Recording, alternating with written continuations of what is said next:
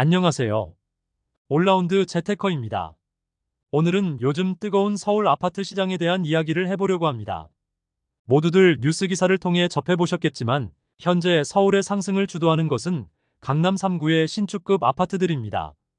갈수록 똘똘한 한 채로의 쏠림이 심해지고 부동산 시장이 양극화되고 있는 원인에 대해서 정리해봤으니 한번 주의 깊게 들어봐 주시면 감사하겠습니다. 그럼 시작하기 전에 구독, 좋아요, 알림 설정 꼭 부탁드립니다. 서울 아파트가 21주째 상승 중입니다.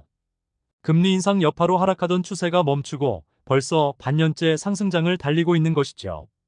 이 상승은 강남 3구라고 불리우는 서초 강남 송파가 주도를 했고, 이어 주변 한강벨트인 마포 용산 성동구가 상승을 이어가고 있습니다. 상승폭도 5년 11개월 만에 최대치를 기록할 정도로 뜨거운 시장의 연속입니다. 반면에 지방은 전체적으로 지속적인 미분양 증가로 인해 여전히 하락 추세에서 벗어나지 못하고 있고, 특히 대구는 미분양 1위 지역으로 극심한 침체를 겪고 있습니다. 그렇다면 왜 서울의 상급지 아파트만 상승하고 있을까요? 저는 그 첫 번째 원인으로 다주택자들의 시장 이탈을 꼽아봤습니다. 제목만 봤을 때는 다주택자들이 시장에 참여하지 않으면 집값이 덜 올라야 하는 게 아니냐라고 의아해하시는 분들이 있을 수 있습니다. 하지만 문제는 다주택자들이 어느 정도는 필요한 지방 아파트 시장에서 완전히 철수하면서 회복의 기미가 보이지 않는다는 것입니다. 지금부터 왜 그런지 자세히 설명드려 보겠습니다.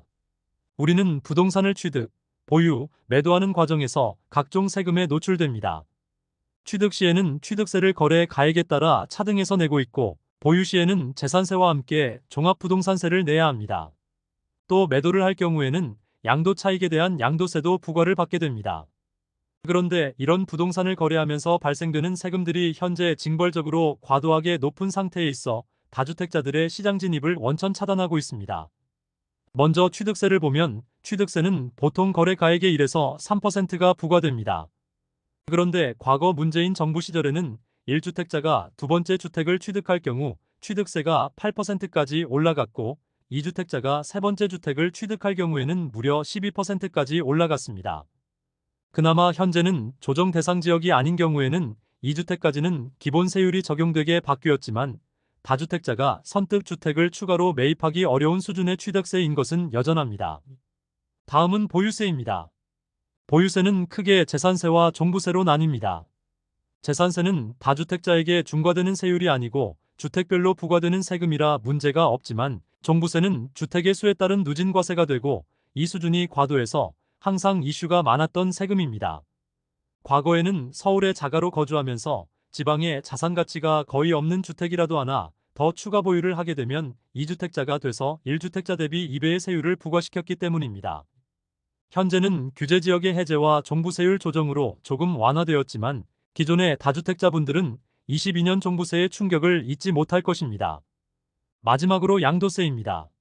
앞서 보여드린 보유세 증가의 문제로 다주택자들이 주택을 처분하려는 수요가 있었지만 이번에는 양도세를 중과의 퇴로를 차단해버렸습니다.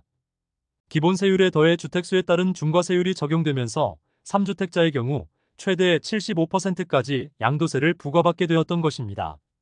이로 인해 대부분의 다주택자들은 물건을 팔지 않고 버티는 전략을 사용했고, 비정상적인 종부세를 피하기 위해 정권까지 바뀌게 되었었습니다. 현재는 양도세 중과세율 적용이 유예되면서 대부분의 다주택자들이 주택의 개수를 줄이는 중입니다. 이렇게 여러 주택을 보유하면서 투자하는 전략이 세금에 막혀 실익이 없어지게 되면서 다주택자들의 주택 다이어트가 시작되었습니다. 당연히 보유한 물건들 중 상대적으로 가치가 떨어지는 지방의 아파트나 같은 수도권 내라도 입지가 부족한 하급지의 물건을 팔아 현금화하고, 상급지의 똘똘한 한 채만을 보유해서 자산의 가치를 유지하는 방향으로 전략을 수정하고 있는 것입니다. 그 덕에 서울의 상급지 아파트는 가격이 오르는 반면 매물이 많아지는 지방 아파트는 하락을 지속하고 있는 것이죠. 두 번째로 서울 아파트 시장만 오르는 이유는 바로 비아파트에 대한 기피 현상입니다. 서울은 다른 지방 도시들에 비해 아파트 비중이 낮은 편입니다. 아직도 주택에서 아파트가 차지하는 비중이 50% 정도밖에 되지 않으며 지방의 대도시들이 70에서 80%가 아파트에 거주하는 것과 대조적인 모습입니다.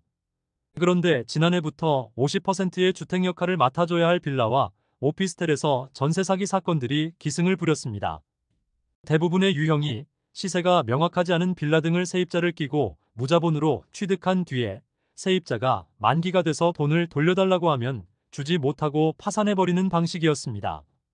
이런 일련의 사건들을 경험한 사람들은 빌라나 오피스텔보다는 시세가 명확하고 임대인의 재정 건전성이 낮다고 판단되는 아파트 시장으로 대거 이동하였습니다.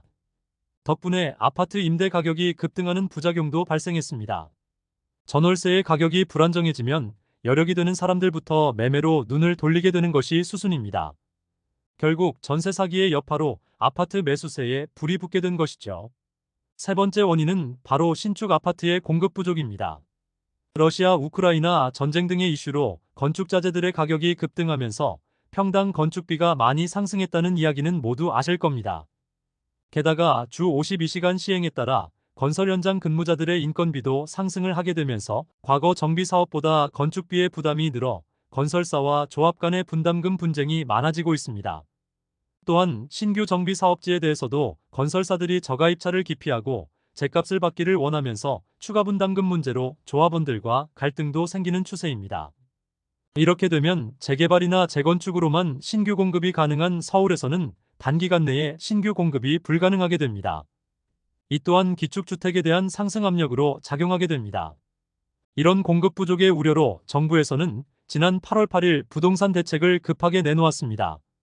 주요 내용은 죽어있는 비아파트 시장을 활성화하기 위해 정부가 무한대로 매수해서 임대로 공급하겠다는 것과 그린벨트를 해제한 뒤에 거기에 아파트를 대거 공급하겠다는 내용이었습니다.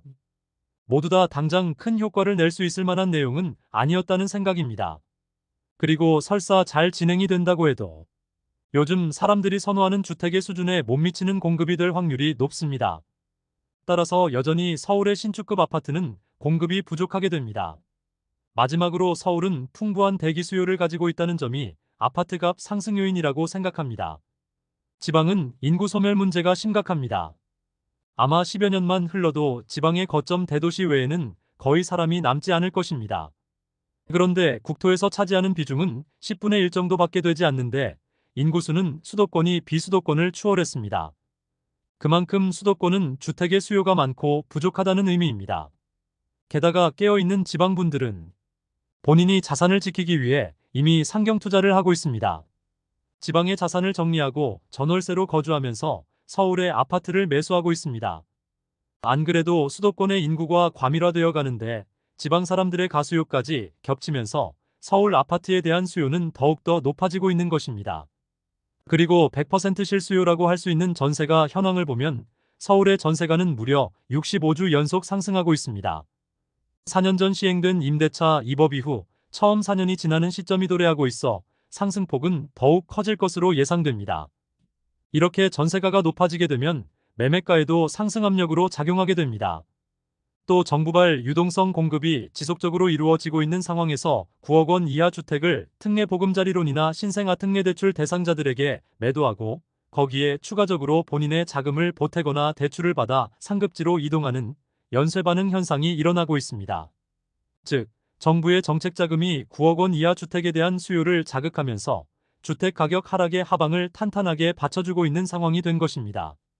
이렇게 크게 네 가지 사유 때문에 서울의 상급지 신축의 가격은 다른 지역과 차별화를 보이며 더더욱 양극화를 키워갈 것이라고 생각합니다. 그렇다면 우리는 어떻게 대응을 해야 할까요? 제가 생각하기에 다주택자들에 대한 세부담은 시간이 흐를수록 점점 강화되는 추세가 될 것입니다. 그러니 다주택 전략은 무의미합니다. 본인의 자산을 안전하게 파킹하고 싶다면 대기 수요가 많아 언제든지 환금이 가능한 서울의 상급지 신축급 아파트 한 채에 자산을 배분해 두시기를 바랍니다. 그것만이 유일한 해법이 아닐까 생각됩니다. 오늘 이야기는 여기까지입니다. 그러면 주말 잘 보내시고 다음 영상에서 뵙겠습니다. 감사합니다.